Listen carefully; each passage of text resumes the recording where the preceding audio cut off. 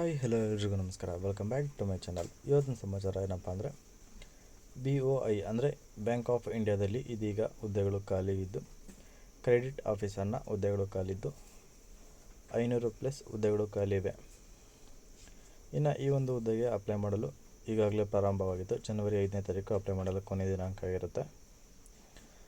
ಅದಕ್ಕೆ ಮುಂಚೆ ನಮ್ಮ ಚಾನಲಲ್ಲಿ ಯಾರೆಲ್ಲ ಹೊಸದಾಗಿ ವಿಡಿಯೋ ನೋಡ್ತಿದ್ರು ಅಂಥವ್ರು ಪ್ಲೀಸ್ ನಮ್ಮ ಚಾನಲ್ ಸಬ್ಸ್ಕ್ರೈಬ್ ಮಾಡ್ಕೊಳ್ಳಿ, ಹಾಗೆ ಪಕ್ಕದಲ್ಲಿರೋ ಬೆಲ್ ಐಕಾನ್ ಕೂಡ ಕ್ಲಿಕ್ ಮಾಡಿ. ಇನ್ನು ಈ ಒಂದು ಹುದ್ದೆಗೆ ನೀವು ಡಿಸೆಂಬರ್ 20ನೇ ತಾರೀಕಿಂದ ಅಪ್ಲೈನ ಮಾಡ್ಬೋದಾಗಿದ್ದು, ಜನವರಿ 5ನೇ ತಾರೀಕು ಅಪ್ಲೈ ಮಾಡಲು ಕೊನೆಯ ದಿನಾಂಕ ಆಗಿರುತ್ತೆ. ಹಾಗೆ ಕ್ವಾಲಿಫಿಕೇಷನ್ ಆಗಿ ಏಜ್ ತೊಗೊಳೋದು ಬಂದು ನಿಮಗೆ ನವೆಂಬರ್ 1ನೇ ತಾರೀಕುವರೆಗೂ ನಿಮಗೆ ಕನ್ಸಿಡರನ್ನು ಮಾಡಲಾಗುತ್ತೆ. ಇನ್ನು ಎಕ್ಸಾಮಿನೇಷನ್ ಬಂದು ನಿಮಗೆ ವೆಬ್ಸೈಟಲ್ಲೇ ಬಿಡುಗಡೆ ಮಾಡಲಾಗಿರುತ್ತೆ. ಒಟ್ಟು ನಿಮಗೆ 514 ವೇಕೆನ್ಸೀಸ್ ಖಾಲಿ ಇದ್ದು, ಕ್ರೆಡಿಟ್ ಆಫೀಸರ್ನ 4ನಲ್ಲಿ 36, ಗ್ರೇಡ್ 3ಯಲ್ಲಿ 60, 2ನಲ್ಲಿ 418 ವೇಕೆನ್ಸೀಸ್ ಖಾಲಿ ಇದ್ದು, SC ST OBC EWS general ಕ್ಯಾಟಗರಿಗೆ ರಿಸರ್ವೇಷನ್ ಮಾಡಲಾಗಿರುತ್ತೆ. ಅದನ್ನು ಬಿಟ್ಟು PWBD ಕ್ಯಾಟಗರಿಗೂ ರಿಸರ್ವೇಷನ್ ಮಾಡಲಾಗಿದ್ದು, ಕ್ರೆಡಿಟ್ ಆಫೀಸರ್ನ 4ಗೆ ಬಂದು ಮಿನಿಮಮ್ 30 to 40 ಇಯರ್ಸ್ ಒಳಗಡೆ ಇರೋವಂಥವ್ರು, ಕ್ರೆಡಿಟ್ ಆಫೀಸರ್ನ 3ಗೆ ಬಂದು 28 to 38 ಇರೋವಂಥವ್ರು, ಮತ್ತು 2 ಅಲ್ಲಿರೋವಂಥವ್ರಿಗೆ 25 to 35 ಇರೋವಂಥವ್ರಿಗೆ ಈ ಒಂದು ಹುದ್ದೆಗೆ ಅಪ್ಲೈನ ಮಾಡಬಹುದಾಗಿರುತ್ತೆ. ಹಾಗೆ ಈ ಒಂದು ಹುದ್ದೆಗೆ ಆಯ್ಕೆಯಾದಂಥ ಅಭ್ಯರ್ಥಿಗೆ ಕ್ರೆಡಿಟ್ ಆಫೀಸರ್ನ ಗ್ರೇಡ್ 2 ಹುದ್ದೆಗೆ 64,000ದಿಂದ 93,000ವರೆಗೂ ಸ್ಯಾಲ್ರಿನ ನೀಡಲಾಗುತ್ತೆ. ಗ್ರೇಡ್ 3ಯಲ್ಲಿರೋವಂಥವ್ರಿಗೆ 85,000ದಿಂದ 1,05,000ವರೆಗೂ ಪೇಮೆಂಟ್ನ ನೀಡಲಾಗುತ್ತೆ. ಗ್ರೇಡ್ 4ನಲ್ಲಿ ಇರುವಂಥವ್ರು, ಇದು ಸೀನಿಯರ್ ಮ್ಯಾನೇಜ್ಮೆಂಟ್ನ ಹುದ್ದೆಯಾಗಿದ್ದು, 1,02,000ದಿಂದ 1,20,000ವರೆಗೂ ನಿಮಗೆ ಸ್ಯಾಲ್ರಿನ ನೀಡಲಾಗಿರುತ್ತೆ. ಇನ್ನು ಈ ಒಂದು ಹುದ್ದೆಗೆ ಅಪ್ಲೈ ಮಾಡಲು ಬೇಕಾಗಿರುವಂಥ ಎಲಿಜಿಬಿಲಿಟಿ ಮತ್ತು ಏಜ್ ಎಲ್ಲ ನೋಡೋದಾದರೆ, ಏಜ್ ಆಲ್ರೆಡಿ ಹೇಳಿರೋದ್ರಿಂದ ಇನ್ನು ಎಜುಕೇಷನ್ ಕ್ವಾಲಿಫಿಕೇಷನ್ ಬಂದು ಇದರಲ್ಲಿ ಅಪ್ಲೈ ಮಾಡೋವಂಥವ್ರಿಗೆ ಮಿನಿಮಮ್ 60%ನೊಂದಿಗೆ ಎಜುಕೇಷನ್ ಪಾಸಾಗಿರಬೇಕಾಗಿದ್ದು, ಅದರಲ್ಲಿ 5% ರಿಲ್ಯಾಕ್ಸೇಷನ್ ಬಂದು SC ST OBC ಹಾಗೆ PWBDಗೆ ನೀಡಲಾಗ್ತಿದೆ. ಇದರಲ್ಲಿ ಏನಾದರೂ 0.001% ಕೂಡ ಕಡಿಮೆ ಆದಲ್ಲೂ ಕೂಡ ನೀವು ಡಿಸ್ಕ್ವಾಲಿಫೈ ಆಗ್ತೀರಾ. ಸೊ ಪರ್ಸೆಂಟೇಜು ಅಷ್ಟು ಮುಖ್ಯ ಆಗಿರುತ್ತೆ ಈ ಒಂದು ಹುದ್ದೆಯಲ್ಲಿ. ಇನ್ನು ಏಜ್ ಲಿಮಿಟಲ್ಲಿ ನಿಮಗೆ ಏಜ್ ರಿಲ್ಯಾಕ್ಸೇಷನ್ ಕೂಡ ಸಿಗ್ತಾಯಿದ್ದು, SC STಗೆ 5 years, OBCಗೆ 3 years, PWBDಗೆ 10 years, ಹಾಗೆ ಎಕ್ಸ್ ಮ್ಯಾನ್ ಗೌರ್ಮೆಂಟ್ನಲ್ಲಿ ಕೆಲಸ ಮಾಡ್ತಿರೋಂಥ ಅಭ್ಯರ್ಥಿಗೆ 5 yearsವರೆಗೂ ಏಜ್ ರಿಲ್ಯಾಕ್ಸೇಷನ್ ನೀಡ್ತಾ ಇದ್ದಾರೆ. ಹಾಗೆ ಪರ್ಸನ್ ಅಫೆಕ್ಟೆಡ್ ಬೈ 1984 ರಿಸಾರ್ಟ್ ಪ್ರಕಾರ ಅವ್ರಿಗೂ ಕೂಡ 5 yearsವರೆಗೂ ಏಜ್ ರಿಲ್ಯಾಕ್ಸೇಷನ್ ನೀಡ್ತಿದ್ದಾರೆ.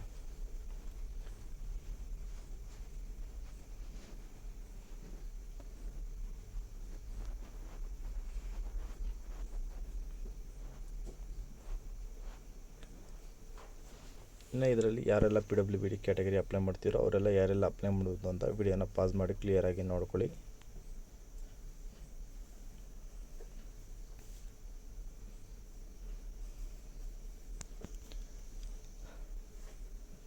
ಇನ್ನು ಈ ಒಂದು ಹುದ್ದೆಗೆ EWS ವ್ಯಕ್ತಿಗಳು ಕೂಡ ಅಪ್ಲೈನ ಮಾಡ್ಬೋದಾಗಿದ್ದು, ಬಟ್ ಅವರು ಇನ್ಕಮ್ ಸರ್ಟಿಫಿಕೇಟ್ನ ಹಾಗೆ ಕ್ಯಾಸ್ಟ್ ಸರ್ಟಿಫಿಕೇಟ್ನ ಕೂಡ ನೀಡಬೇಕಾಗಿರುತ್ತೆ. ಇನ್ಕಮ್ ಹಾಗೆ ಅಸೆಸ್ ಸರ್ಟಿಫಿಕೇಟ್ ಬಂದು 2024-25 ಫೈನಾನ್ಷಿಯಲ್ ಇಯರಲ್ಲಿ ತೊಗೊಂಡಿರೋ ಅಂಥ ಹೊಸ ಸರ್ಟಿಫಿಕೇಟ್ನ ನೀವು ನೀಡಬೇಕಾಗಿರುತ್ತೆ. ಇನ್ನು ಈ ಒಂದು ಹುದ್ದೆಗೆ ಆಯ್ಕೆ ವಿಧಾನ ಬಂದು ನಿಮಗೆ ಆನ್ಲೈನ್ ಟೆಸ್ಟ್ ಇರುತ್ತೆ ಮತ್ತು ಪರ್ಸ್ನಲ್ ಇಂಟರ್ವ್ಯೂ ಆಧಾರದ ಮೇಲೆ depending on number of application ಆಧಾರದ ಮೇಲೆ ನಿಮ್ಮನ್ನು ಆಯ್ಕೆ ಮಾಡಲಾಗುತ್ತೆ.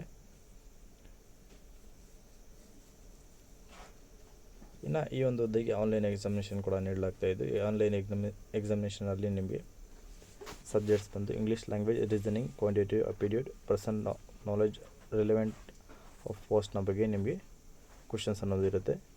150 ಕ್ವಶನ್ಗೆ 150 ಮಾರ್ಕ್ಸ್ ಅನ್ನೋದು ಇದ್ದು, ನಿಮಗೆ 120 ಮಿನಿಟ್ಸ್ ಅಂದರೆ 2 ಅವರ್ಸಲ್ಲಿ ಮಾತ್ರ ನಿಮಗೆ ಎಕ್ಸಾಮನ್ನು ಬರೀಬೋದಾಗಿರುತ್ತೆ.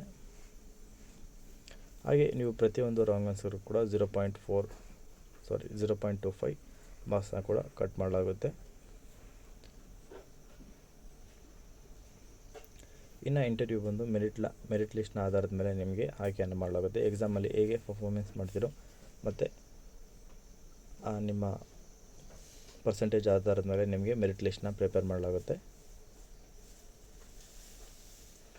ಇಂಟರ್ವ್ಯೂ ಬಂದು 100 ಮಾರ್ಕ್ಸ್ಗೆ ಇರುತ್ತೆ. ಇದರಲ್ಲಿ ನೀವು ಮಿನಿಮಮ್ ಕ್ವಾಲಿಫೈಯಿಂಗ್ ಬಂದು 50 ಮಾರ್ಕ್ಸ್ ತೊಗೋಬೇಕಾಯಿತು. ಅದರಲ್ಲಿ ನಿಮಗೆ SC ST PWBD OBC ಕ್ಯಾಟಗರಿಗೆ ಟೋಟಲ್ 45 ಮಾರ್ಕ್ಸ್ ತೊಗೊಂಡ್ರೆ ಸಾಕು, ಇಂಟರ್ವ್ಯೂ ಪಾಸ್ ಆಗ್ತೀರಾ. ಅದು ಮಿನಿಮಮ್ ಮಾರ್ಕ್ಸ್ ಆಗಿರುತ್ತೆ.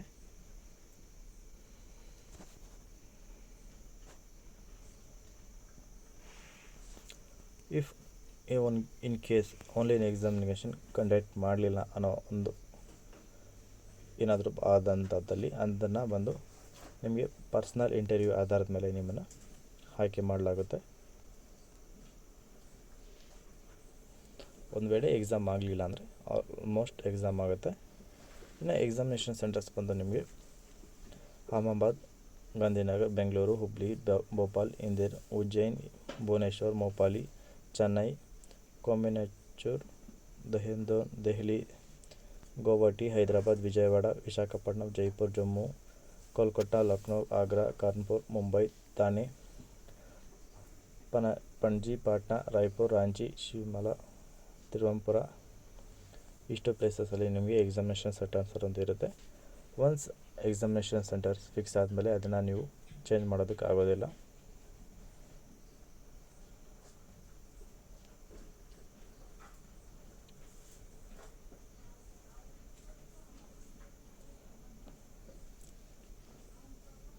ಇನ್ನು ಇಂಟರ್ವ್ಯೂ ಸಮಯದಲ್ಲಿ ನೀವು ಕ್ಯಾರಿ ಮಾಡಬೇಕಾಗಿರೋದಂಥ ಡಾಕ್ಯುಮೆಂಟ್ ಯಾವೆಲ್ಲ ಅಂತ ನೋಡೋದಾದರೆ, ಇಂಟರ್ವ್ಯೂದು ಕಾಲ್ ಲೆಟರ್ನ ನೀವು ಪ್ರಿಂಟೌಟ್ ತೊಗೋಬೇಕಾಗುತ್ತೆ. ಮತ್ತು ಜನರೇಟೆಡ್ ಪ್ರಿಂಟೌಟ್ ಆಫ್ ಆನ್ಲೈನ್ ಅಪ್ಲಿಕೇಶನ್ದು ಪ್ರಿಂಟೌಟ್, ಮತ್ತು ಡೇಟ್ ಆಫ್ ಬರ್ತ್ ಪ್ರೂಫ್ಗೋಸ್ಕರ SLT ಅಥವಾ 10th ಮಾರ್ಕ್ಸ್ ಕಾರ್ಡ್, ಮತ್ತು ನಿಮ್ಮದು ಫೋಟೋ ವೆರಿಫಿಕೇಷನ್ಗೋಸ್ಕರ ಐಡೆಂಟಿಟಿಗೋಸ್ಕರ ಒಂದು ಆಧಾರ್ ಕಾರ್ಡ್ ಅಥವಾ ಡ್ರೈವಿಂಗ್ ಲೈಸೆನ್ಸ್ ಇವು ಯಾವುದು ತೊಗೋಬೋದಾಗಿರುತ್ತೆ. ಇನ್ನು ಕ್ಯಾಸ್ಟ್ ಹಾಗೆ ಇನ್ಕಮ್ ಸರ್ಟಿಫಿಕೇಟ್, ಹಾಗೆ PWBD ಇದ್ದಲ್ಲಿ ಅವರು ಸರ್ಟಿಫಿಕೇಟ್, ಮತ್ತು ಎಕ್ಸ್-ಸರ್ವಿಸ್ ಮ್ಯಾನ್ ಆಗಿದ್ದಲ್ಲಿ ಆ ಸರ್ಟಿಫಿಕೇಟ್, ಮತ್ತು ಯಾರೆಲ್ಲ ಎಂಪ್ಲಾಯೀಸ್ ಗೌರ್ಮೆಂಟ್ ಎಂಪ್ಲಾಯೀಸ್ ಆಗಿದ್ರೋ ಅಂಥವ್ರಿಗೆ ನೋ ಡ್ಯೂಟಿ ಸರ್ಟಿಫಿಕೇಟ್, ಹಾಗೆ ಎಕ್ಸ್ಪೀರಿಯೆನ್ಸ್ ಇರೋವಂಥವ್ರು ಎಕ್ಸ್ಪೀರಿಯೆನ್ಸ್ ಸರ್ಟಿಫಿಕೇಟ್, ಇದನ್ನೆಲ್ಲ ನೀವು ಕ್ಯಾರಿ ಮಾಡಬೇಕಾಗಿರುತ್ತೆ. ಇದನ್ನು ಬಿಟ್ಟು ಏನಾದರೂ ರಿಲೆವೆಂಟ್ ಡಾಕ್ಯುಮೆಂಟ್ ಇದ್ದರೆ ಅದನ್ನು ಕೂಡ ನೀವು ಕ್ಯಾರಿ ಮಾಡಬೇಕಾಗಿರುತ್ತೆ. ಆಲ್ಮೋಸ್ಟ್ ನಿಮ್ಮದು ಏನೇನು ಪರ್ಸ್ನಲ್ ಡಾಕ್ಯುಮೆಂಟ್ ಇರೋದನ್ನೋ ಅದನ್ನೆಲ್ಲ ಕ್ಯಾರಿ ಮಾಡಿ. ಇನ್ನು ವೆರಿಫಿಕೇಷನ್ಗೋಸ್ಕರ ನಿಮ್ಮದು ತಮ್ಮ ಇಂಪ್ರೆಷನ್ ಇರುತ್ತೆ.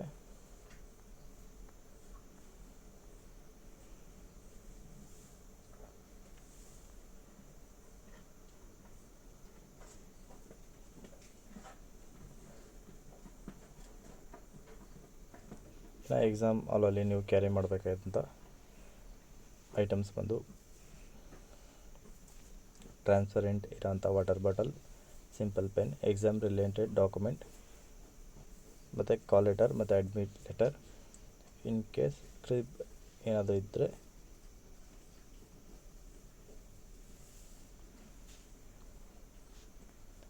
ಇಷ್ಟನ್ನು ನೀವು ಕ್ಯಾರಿ ಮಾಡ್ಬೋದಾಗಿರುತ್ತೆ ಎಕ್ಸಾಮಿನೇಷನ್ ಟೈಮ್ದಲ್ಲಿ. ನೀವು ಎಕ್ಸಾಮಿನೇಷನ್ ಹಾಲಲ್ಲಿ ಇನ್ನು ಈ ಒಂದು ಹುದ್ದೆಗೆ ಅಪ್ಲೈ ಮಾಡುವಂಥವ್ರು online application, payment of application fees ಮತ್ತು ಫೋಟೋ, ತಮ್ಮ ಇಂಪ್ರೆಷನ್ ಇವುಗಳ ಮೂಲಕ ನೀವು ಅಪ್ಲೈನ ಮಾಡಬೇಕಾಗುತ್ತೆ. ಹಾಗೆ ಅಪ್ಲೈ ಮಾಡುವಂಥ ಪ್ರತಿಯೊಂದು ಡಾಕ್ಯುಮೆಂಟು ಕೂಡ ಸ್ಕ್ಯಾನಡ್ ಆಗಿರೋವಂಥ ಡಾಕ್ಯುಮೆಂಟ್ನೇ ನೀವು ಅಪ್ಲೈನ ಮಾಡಬೇಕಾಗಿರುತ್ತೆ. ಇನ್ನು ನೀವು ಅಪ್ಲಿಕೇಶನ್ ಫೀಸ್ ಕೂಡ ಪೇ ಮಾಡಬೇಕಾಗಿದ್ದು SC ST PWBDಗೆ ಇಂಟಿಮೇಷನ್ ಚಾರ್ಜಸ್ ಮಾತ್ರ ಇರುತ್ತೆ, ಅಂದರೆ 175 ಮಾತ್ರ ಇರುತ್ತೆ. ಇನ್ನು ಉಳಿದಂಥ ಎಲ್ಲ ಕ್ಯಾಟಗರಿಗೆ ಕೂಡ 850 rupees application fees plus intimation charges, ಅಂದರೆ 850 ಪ್ಲಸ್ 175 ರೂಪಾಯಿ ನೀವು ಪೇ ಮಾಡಬೇಕಾಗಿದ್ದು ಆನ್ಲೈನ್ ಮೂಲಕ ನೀವು ಪೇಯನ್ನು ಮಾಡ್ಬೋದಾಗಿರುತ್ತೆ.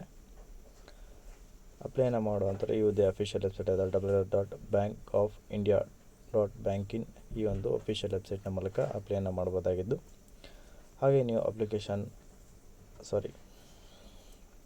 ನೀವು ಫೀಸ್ ರೆಸಿಪ್ಟನ್ನ ಪೇ ಮಾಡಿದಾದ್ಮೇಲೆ ಈ ರೆಸಿಪ್ಟ್ ಬರೋವಂಥದ್ದನ್ನು ಅದನ್ನು ಕೂಡ ನೀವು ಪ್ರಿಂಟೆಡ್ ತೊಗೊಂಡು ಇಟ್ಕೋಬೇಕಾಗುತ್ತೆ. ಇನ್ ಕೇಸ್ ನೀವು ಪೇಮೆಂಟ್ನ ಫುಲ್ಫಿಲ್ ಮಾಡೋಕ್ಕಾಗಲಿಲ್ಲ ಅಂದರೆ ಮತ್ತೆ ಲಾಗೌಟ್ ಆಗಿ ಲಾಗಿನ್ ಆಗಿ ಮತ್ತೆ ಪೇಮೆಂಟ್ನ ನೀವು ಕಂಪ್ಲೀಟ್ ಮಾಡಬೇಕಾಗಿರುತ್ತೆ.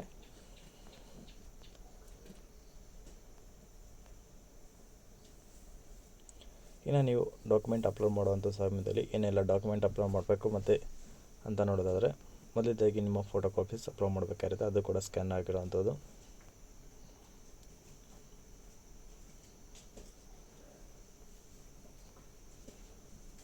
ಮತ್ತು ನಿಮ್ಮದು ಸಿಗ್ನೇಚರ್ ಮತ್ತು ಲೆಫ್ಟ್ ಥಂಬ್ ಇಂಪ್ರೆಷನ್ ಮತ್ತು ಆನ್ ರೈಟಿಂಗ್ ಡಿಕ್ಲರೇಷನ್ ಇಮೇಜ್ ಕೂಡ ಅಪ್ಲೋಡ್ ಮಾಡಬೇಕಾಗಿರುತ್ತೆ.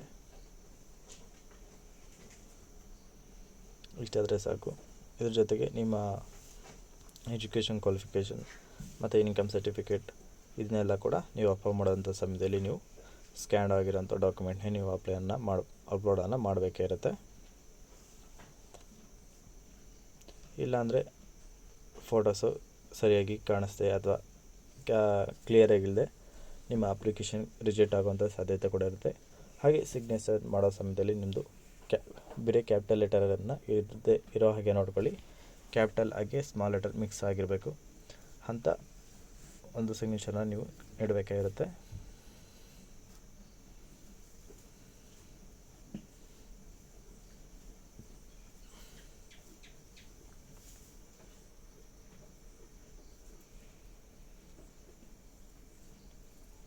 ಹಾಗೆ ಕಾಲ್ ಲೆಟರ್ನ ಅಡ್ರೆಸ್ ಅಥವಾ ನಿಮ್ಮ ನಂಬರ್, ಇಮೇಲ್ ಅಥವಾ ನಂಬರ್ಗೆ ಕಳಿಸ್ಕೊಳ್ಳಲಾಗುತ್ತೆ.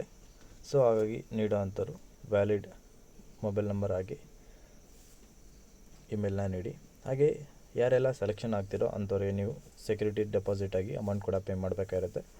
ಇದು ನೀವು 3 years ಆದಮೇಲೆ ನಿಮಗೆ ಈ ಒಂದು ಅಮೌಂಟು ನಿಮಗೆ ರಿಫಂಡಬಲ್ ಆಗುತ್ತೆ ನಿಮ್ಮ ಬ್ಯಾಂಕ್ ಅಕೌಂಟ್ಗೆ ಡೈರೆಕ್ಟಾಗಿ. ಯಾರೆಲ್ಲ ಆಫೀಸರ್ ಗ್ರೇಡ್ 2ನ ಹುದ್ದೆಯಲ್ಲಿದ್ದರೂ ಅಂಥವ್ರು 2 lakhs ಅಪ್ಲೈ ಮಾಡಬೇಕಾಗಿರುತ್ತೆ, ಡೆಪಾಸಿಟ್ ಮಾಡಬೇಕಾಗಿರುತ್ತೆ. ಯಾರೆಲ್ಲ ಆಫೀಸರ್ ಗ್ರೇಡ್ 3 ಮತ್ತು ಗ್ರೇಡ್ 4 ಇದ್ದರೂ ಅವರು 3 lakh rupeesನ ನೀವು ಸೆಕ್ಯೂರಿಟಿ ಡೆಪಾಸಿಟ್ ಆಗಿ ಪೇ ಮಾಡಲೇಬೇಕಾಗಿರುತ್ತೆ.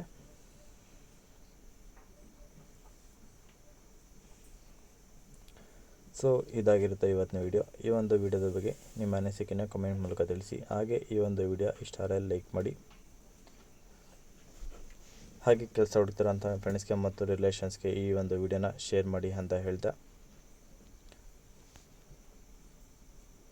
ಇದೇ ಥರದ ಹೆಚ್ಚಿನ ಉದ್ಯೋಗ ಮಾಹಿತಿಗಾಗಿ ಹಾಗೆ ಗೌರ್ಮೆಂಟ್ಸ್ ಜಾಬ್ಸ್ ಮತ್ತು ಪ್ರೈವೇಟ್ ಜಾಬ್ಸ್ಗೋಸ್ಕರ ತಪ್ಪದೆ ನಮ್ಮ ಚಾನಲ್ ಸಬ್ಸ್ಕ್ರೈಬ್ ಮಾಡಿಕೊಂಡು ಪ್ಲೀಸ್ ಸಪೋರ್ಟ್ ಮಾಡಿ ಅಂತ ಕೇಳ್ತಾ, ಯಾರೆಲ್ಲ ಈ ಒಂದು ಹುದ್ದೆಗೆ ಅಪ್ಲೈ ಮಾಡ್ತಿದ್ರು ಅವರೆಲ್ಲರಿಗೂ ನನ್ನ ಕಡೆಯಿಂದ ವೆರಿ ಆಲ್ ದ ಬೆಸ್ಟ್ ಅಂತ ತಿಳಿಸ್ತಾ ಇಲ್ಲಿಗೆ ಈ ಒಂದು ವಿಡಿಯೋನ ಮುಗಿಸ್ತಾ ಇದ್ದೀನಿ. ನೆಕ್ಸ್ಟ್ ವಿಡಿಯೋ ಸಿಗೋವರೆಗೂ ಎಲ್ಲರೂ ಹೀಗೆ ನಮ್ಮ ಚಾನಲ್ನ ಸಪೋರ್ಟ್ ಮಾಡಿ ಅಂತ ಕೇಳ್ತಾ, ಅಲ್ಲಿವರೆಗೂ ಎಲ್ಲರಿಗೂ ಟಾಟಾ ಬಾಯ್.